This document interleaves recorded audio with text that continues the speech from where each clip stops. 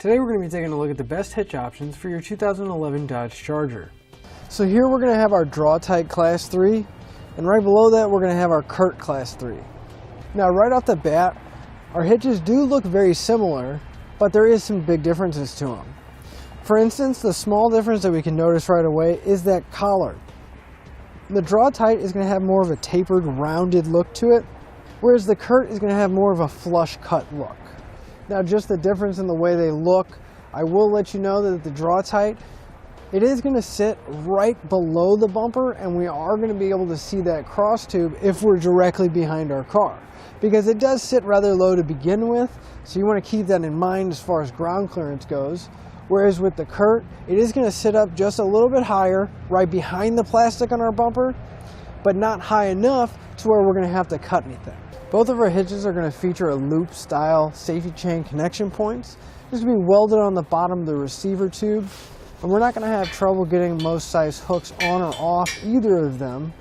But one benefit I do like about the Draw-Tite is that the hitch pin hole is just slightly offset, so once we have a hitch pin or a locking device in there, we're not going to have to worry about our safety chains interfering with getting on or off.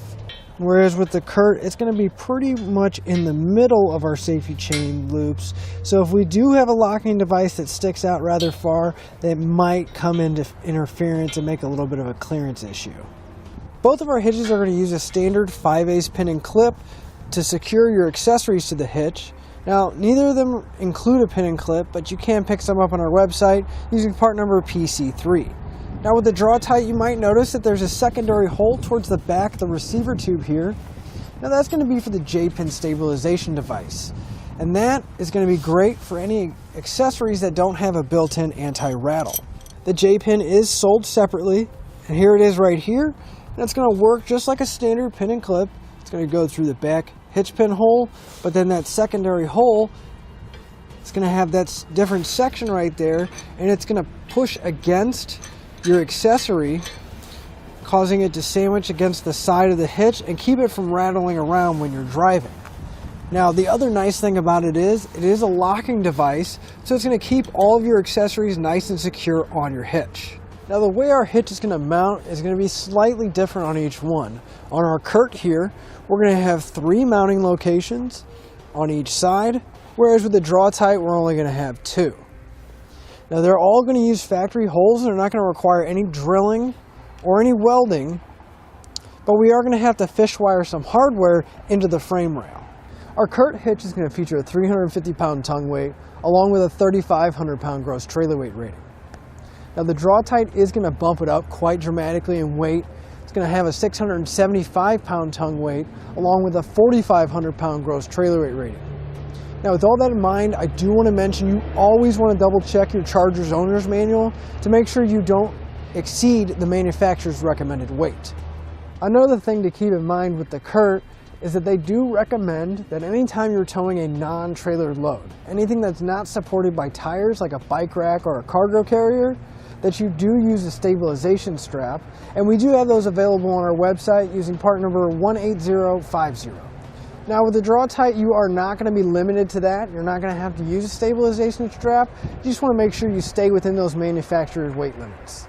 Now since they're both Class 3, they're both going to give us that 2-inch by 2-inch receiver tube openings, and they're both going to have a reinforced collar, not only giving added strength, but they both just kind of a clean finished look to them. The nice thing about our hitches being Class 3 is that they're going to have a wide variety of accessories they're going to be able to accept, whether it's a bike rack, a cargo carrier, or even a ball mount to tow a small trailer. Now that we've talked about the mounting points on our hitches, let's go ahead and talk a little bit more about the installation itself with our Charger. So here we have our Draw-Tite installed.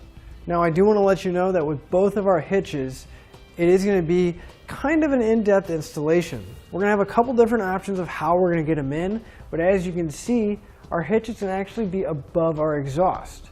So we're going to have to lower our exhaust down, but as you can see, we're going to have these exhaust tips built into the back of our muffler here, and it's going to prevent us from pulling the exhaust down far enough to get our hitch in place. Now some models, if we come right to the back of the trunk pan here, will have a joint to where you can unbolt it from the exhaust right here, or on some of the models, it'll be right behind the muffler. So that'll give us enough room so that we can slide the muffler out and then lower the exhaust down. However, as you can see, ours is welded on.